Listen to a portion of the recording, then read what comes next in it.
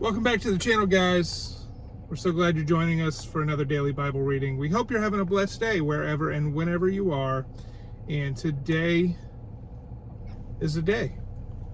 We're going to be reading about Job today as we journey through the Bible in 60 days. We just touched bits and pieces of the Bible. It's a really cool plan for families, kids, or even just individuals that want to do something fun and jump through the Bible. Now, you can find this plan on our website called questionsgod.com. That's questionsgod.com. Or you can go on our channel to our playlist and catch up on all the daily readings. Now, we do post these videos Monday through Friday, or we try to. There's been a few hiccups along the way, but we continue on. If we miss a day, we'll have it the next day, but we are trying to post these daily Bible readings Monday through Friday and then some miscellaneous videos on the weekends. Now, stay with us to the end. I'll tell you how you can support our channel and our mission to get this in front of more eyes. But we're going to be reading the NIV, and we're going to be learning about Job, the noble sufferer. And we're going to be reading chapters 1. We're going to be reading the first 10 verses in chapter 2, and then we're going to read the last chapter, 42. So here we go. In the land of Uz there lived a man whose name was Job. This man was blameless and upright. He feared God and shunned evil. He had 7 sons and 3 daughters, and he owned 7,000 sheep, 3,000 camels, 500 yoke of oxen, and 500 donkeys, and had a large number of servants. He was the greatest man among all the people of the East. His sons used to hold feasts in their homes on their birthdays, and they would invite their 3 sisters to eat and drink with them. When a period of feasting had run its course, Job would make arrangements for them to be purified. Early in the morning, he would sacrifice a burnt offering for each of them, thinking, "Perhaps my children have sinned and cursed God in their hearts." This was Job's regular custom. One day the angels came to present themselves before the Lord, and Satan also came with them. The Lord said to Satan, "Where have you come from?" Satan answered the Lord, "From roaming throughout the earth, going back and forth on it." Then the Lord said to Satan, "Have you considered my servant Job? There is no one on earth like him. He is blameless and upright, a man who fears God and shuns evil." "Does Job fear God for nothing?" Satan replied. "Have you not put a hedge around him and his household and everything he has? You have blessed the work of his hands, so that his flocks and herds are spread throughout the land. But now stretch out your hand and strike everything he has, and he will surely curse you to your face." The Lord said to Satan, "Very well then, everything he has is in your power, but on the man himself do not lay a finger."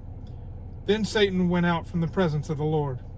One day when Job's sons and daughters were feasting and drinking wine at the oldest brother's house, a messenger came to Job and said, "The oxen were plowing and the donkeys were grazing nearby, and the Sabeans attacked and made off with them. They put the servants to the sword, and I am the only one who has escaped to tell you." While he was still speaking, another messenger came and said, "The fire of God fell from the heavens and burned up the sheep and the servants, and I am the only one who has escaped to tell you." While he was still speaking, another messenger came and said, "The Chaldeans formed 3 raiding parties and swept down on your camels and made off with them. They put the servants to the sword, and I am the only one who has escaped to tell you."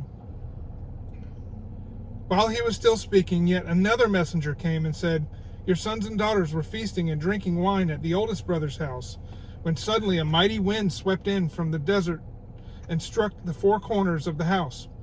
It collapsed on them, and they are dead, and I'm the only one who has escaped to tell you." At this, Job got up and tore his robe and shaved his head. Then he fell to the ground in worship and said, "Naked I came from my mother's womb, and naked I will depart. The Lord gave, and the Lord has taken away. May the name of the Lord be praised." In all this, Job did not sin by charging God with wrongdoing. Now we're going to read the first 10 verses in chapter 2. On another day, the angels came to present themselves before the Lord, and Satan also came with them to present himself before him. And the Lord said to Satan, "Where have you come from?" Satan answered the Lord, "From roaming throughout the earth, going back and forth on it." Then the Lord said to Satan, "Have you considered my servant Job? There is no one on earth like him. He is blameless and upright, a man who fears God and shuns evil. And he still maintains his integrity, though you incited me against him to ruin him without any reason." "Skin for skin," Satan replied. "A man will give all he has for his own life. But now stretch out your hand and strike his flesh and bones, and he will surely curse you to your face." The Lord said to Satan, "Very well then, he is in your hands, but you must spare his life." So Satan went out from the presence of the Lord and afflicted Job with painful sores from the soles of his feet to the crown of his head. Then Job took a piece of broken pottery and scraped himself with it as he sat among the ashes. His wife said to him, "Are you still maintaining your integrity? Curse God and die." He replied, "You are talking like a foolish woman. Shall we accept good from God and not trouble?" In all this, Job did not sin in what he said.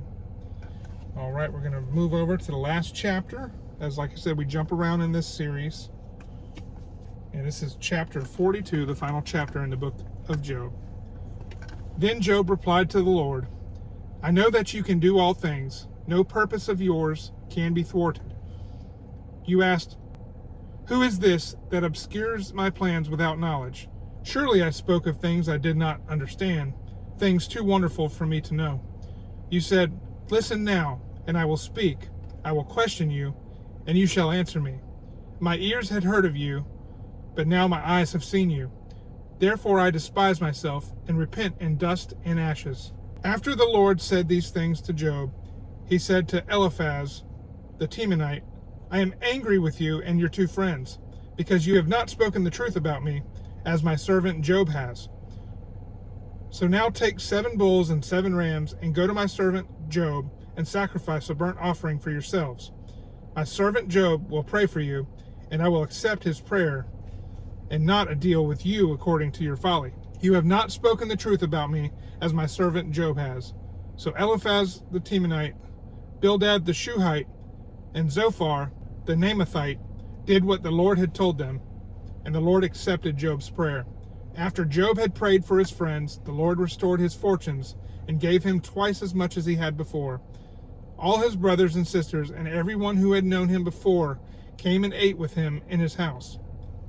They comforted and consoled him over all the trouble the Lord had brought on him, and each one gave him a piece of silver and a gold ring.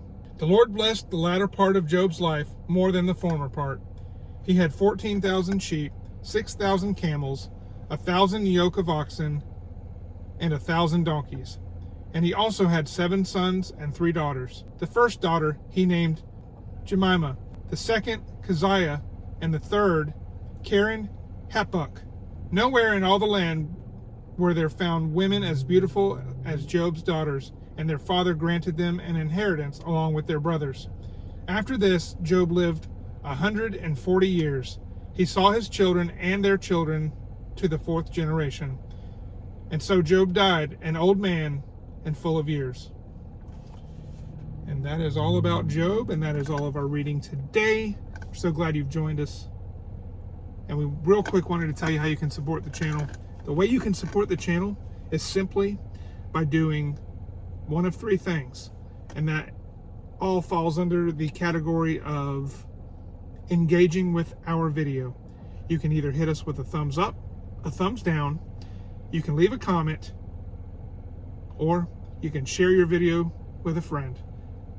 That helps the YouTube algorithm know and will suggest our video to other folks who are searching for similar or like-minded content. So with all that being said, guys, thank you so much for joining us, and we'll see you on the next daily reading. God bless.